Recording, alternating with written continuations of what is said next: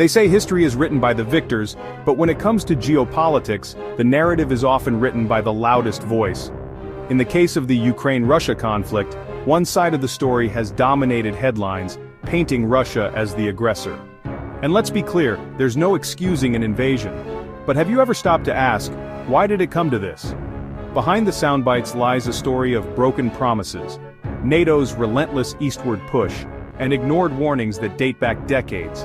This isn't just a tale of borders and treaties, it's a ticking time bomb that's been ignored for too long.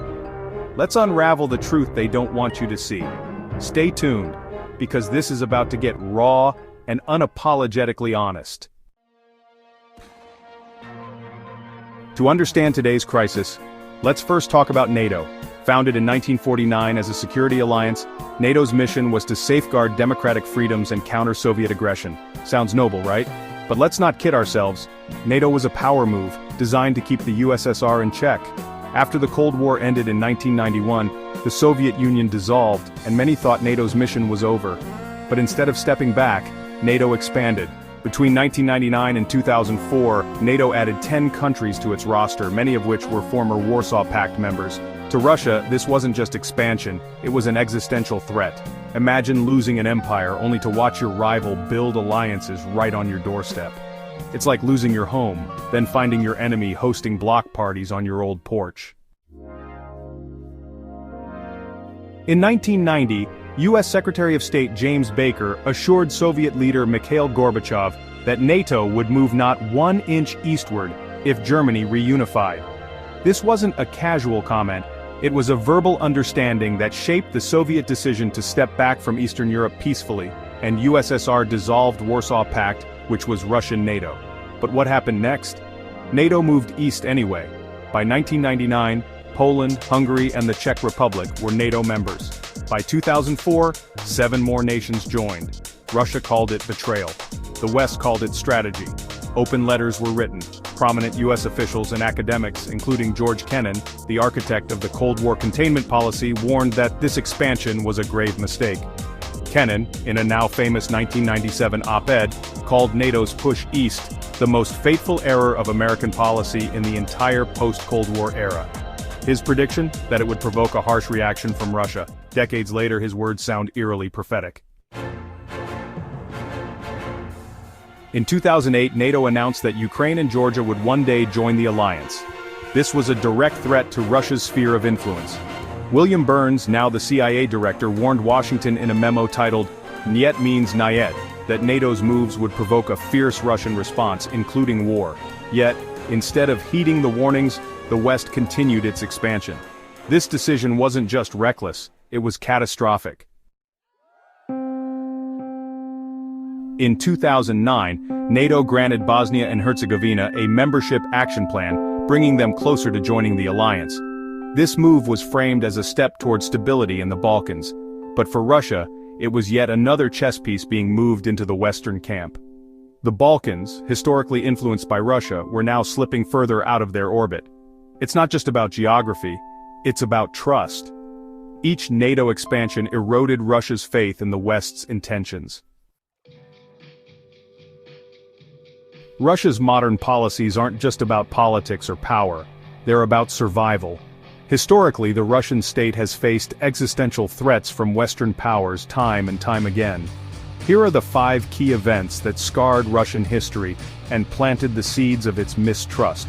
The Polish occupation of the Kremlin in the early 17th century, the Swedish invasion of Russia in the early 18th century, Napoleon's invasion of 1812, World War I from 1914 to 1918, and World War II from 1939 to 1945. Each of these moments wasn't just a war, it was a fight for the very survival of the Russian state. If you want a separate video on these wars or any of these wars, please comment down below. Neutrality was the cornerstone of Sweden and Finland's foreign policy for decades. But Russia's invasion of Ukraine in 2022 changed everything. By 2023 to 2024, both countries joined NATO, citing security concerns. For the West, this was a win. For Russia, it was a nightmare. A neutral buffer zone transformed into a NATO stronghold.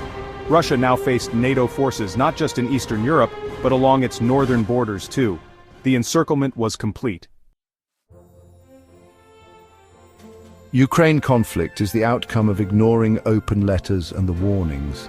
Throughout history, experts and diplomats have warned US presidents about NATO's overreach and its consequences. Over the years, experts from the West warned US presidents and NATO leaders about the consequences of their actions. Let's talk specifics. George Kennan, the architect of the Cold War containment policy, called NATO's eastward expansion the most fateful error of American policy in the entire post-Cold War era. He said it would inflame nationalism in Russia and lead to hostility. Henry Kissinger. In 2014, during the Crimea crisis, the veteran diplomat said Ukraine must remain a neutral buffer between Russia and NATO, warning that its alignment with the West would lead to disaster. Jack Matlock, a former US ambassador to the USSR, said expanding NATO was misguided and that ignoring Russia's security concerns would destabilize Europe. These weren't random conspiracy theorists, they were seasoned diplomats and strategists, yet their warnings fell on deaf ears. In 1997, 50 US foreign policy experts wrote an open letter to then-President Bill Clinton, calling NATO expansion a policy error of historic proportions. They predicted it would destabilize Europe and provoke Russia. Henry Kissinger, the veteran diplomat, consistently argued that Ukraine should remain neutral, a bridge, not a battlefield. Even Jack Matlock, the last US ambassador to the USSR, called NATO's actions reckless. But their warnings were ignored. Instead, every US administration doubled down, pushing NATO closer to Russia's borders.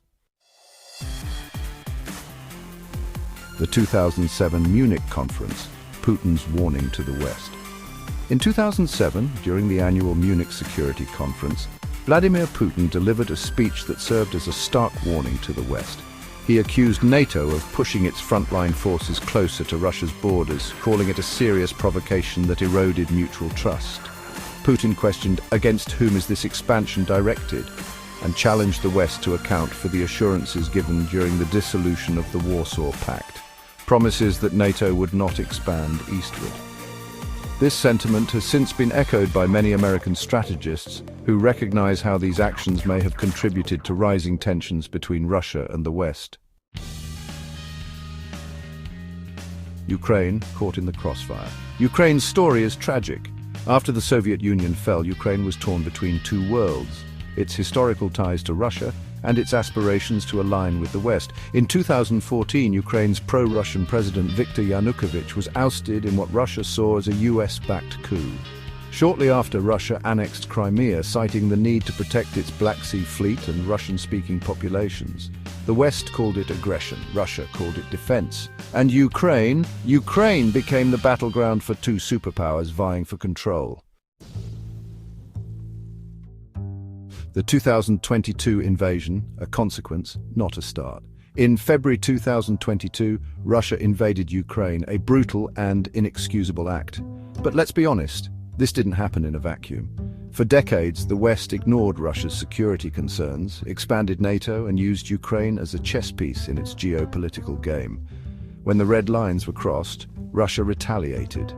Safeguarding a nation's sovereignty is indeed commendable, but inviting a state like Ukraine, right on Russia's border, into an anti-Russia alliance like NATO is undoubtedly a provocation. While Ukraine, as a sovereign country, has every right to join NATO, the question arises, what does NATO gain from pushing Ukraine's membership so aggressively? This move disregards the historical baggage between Russia and NATO. Many Russians were deeply traumatized by the disintegration of the Soviet Union, which cost them 1/3 of their territory, half of their population, and most of their military strength.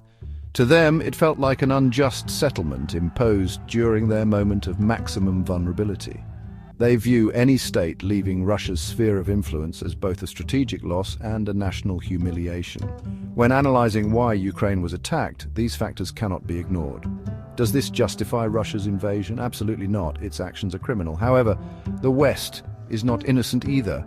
They failed to prevent the war and may have even fueled its causes. What do you think? Share your thoughts below.